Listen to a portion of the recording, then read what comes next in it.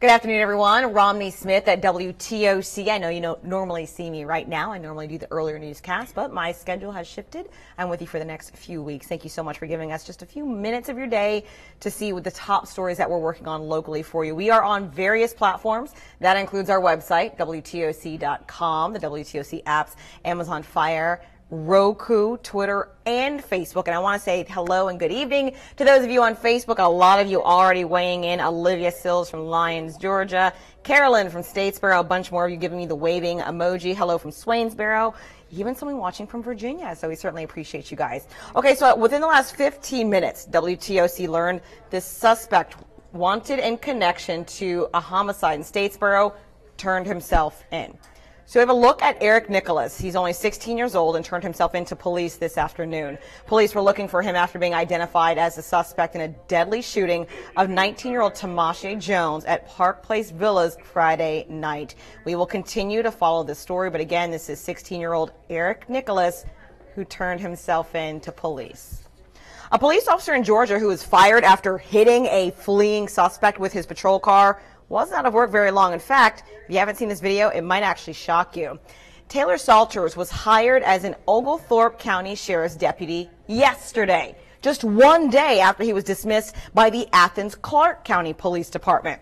Well, Police Chief Scott Freeman fired Salters after reviewing body camera footage that you're seeing now, showing that he used his patrol car to physically hit the suspect who was trying to run from his partner. Timmy Patman, who was wanted on felony warrants, was hospitalized with scrapes and bruises before being jailed. Again, he has been rehired as an Oglethorpe County deputy as of yesterday. What do you guys think about that? Should there have been a longer review process? Do you think the new department will face any flack from their constituents over this and how the officer chose to apprehend the suspect? Let me know. You can always weigh in on our Facebook page. I see a lot of you guys have stuff to say tonight. Hello from Pooler, Bryan County, Evans, Georgia, Indiana in the house, Hinesville. Thank you guys. And a lot of you guys saying praying for the little girl's family. Again, we'll get to that story in just a moment. All right, so Tybee Island officially looking for a new fire chief. The city posted an application on its website, and it comes after Mayor Jason Bilterman confirmed that Fire Chief Ashley Fields resigned. Let's take a look at the application right now, just in case you're wondering what the next chief will have. So they're going to make decent money, anywhere between $71,000 and $82,000, but there are lots of qualifications, and that's what I want you guys to focus on right here. So they have to have at least an associate's degree in a relevant field. They also have to have minimum 10 years of experience in firefighting.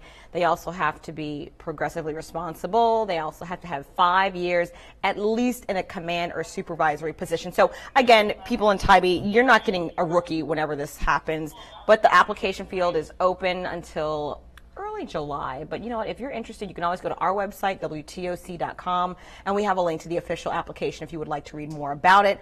Or if you yourself would like to apply, if you're qualified, you can check all of that out online. Of course, we will keep you updated as soon as they get more applicants and they whittle down the field to their finalists. We'll let you know. The city of Savannah is actually one step closer to hiring a new police chief, speaking of hiring. So nearly 70 people are in the running right now to become our new police chief. WTOC spoke with Alderman Van Johnson this afternoon about what he hopes to see with the next chief. I want to see someone who gets Savannah, who understands the uniqueness of Savannah, from someone who can go from our most expensive homes to the areas where people have lived in persistent poverty for over 30 years and be able to interact with all of them. 67 people from 23 states and China submitted applications to become the next police chief of Savannah. 13 candidates are from Georgia and 2 are current SPD officers.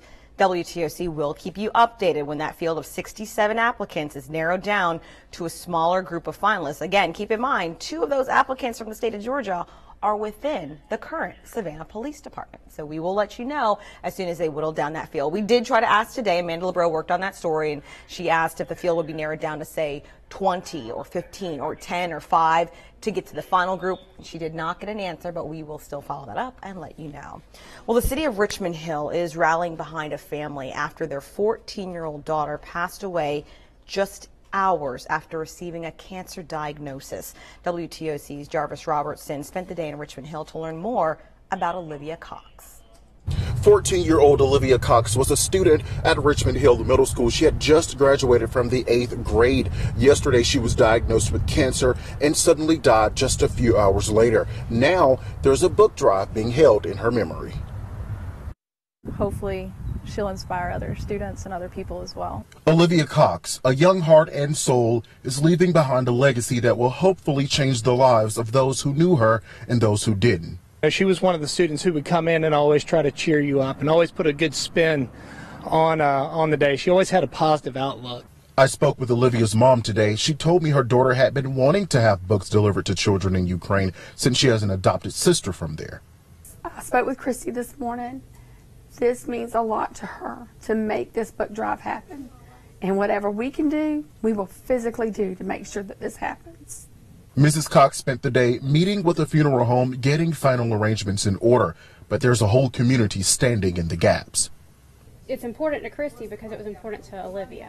Olivia wanted this to happen, and so I think just from being a mom, from a mom's perspective, I would want my child to live on through this. And this is how you can make a dream come true, by simply donating children's books right here at KTM's Sue Baggage in Richmond Hill. Because this is Richmond Hill. This is what we do. We take care of each other. As the days move on, this community will never forget Olivia Cox. No child should have to suffer what she went through. Businesses here in Richmond Hill are taking up donations for the Cox family. Just head over to WTOC.com to find out where you can make a drop-off. Reporting in Richmond Hill, I'm Jarvis Robertson, WTOC News. And a lot of you on Facebook are sending your thoughts and prayers to the Cox family. In fact, Sandra Hargrove saying praying for the family. Faith Thornton saying praying for the Cox family. And again, we've got people saying, giving heart emojis, saying I'm praying for the Cox family. That's Denise Parker. Yeah, a lot of people, especially Leo Schwartz, saying cancer isn't fun at all. And from all of us here at WTOC, we as well are keeping Olivia Cox's family in our thoughts and prayers. Certainly a heartbreaking situation for such a young, beautiful girl to pass away so soon. Well, switching gears, I want to go over to Hinesville. They've got something really special going on there. The Starbucks in Hinesville. It's like any other Starbucks, right? No, it's very different, actually. They just got an incredibly rare new designation. You see, most of the employees have either worn the uniform or are related to a military member who did or currently serves. So because of that and the impact on this community, the Hinesville Starbucks is now an official military family store. Employees say they're able to better interact with heavy military-related community activities and people because of their own experiences. When someone PCSs or on deployments or just dealing with day-to-day family situations that civilians or people that aren't in the military don't necessarily understand. The Hinesville location now officially has that Starbucks military designation flag and military-themed artwork on its walls to honor that designation. By the way, you know how I said it's rare? Well, this is how rare it is. There are around 8,000 Starbucks locations in the United States. The Hinesville Starbucks is just one of 42 that has this very special military designation. So kudos to them. We certainly appreciate everyone out there who has served, who is serving, who is the spouse of someone who's serving, or the daughter or son of a veteran. We certainly love it. We appreciate it. And I think it's just really cool. Hinesville representing with a military store in there. Look, that makes me want to drive over right now and have a latte.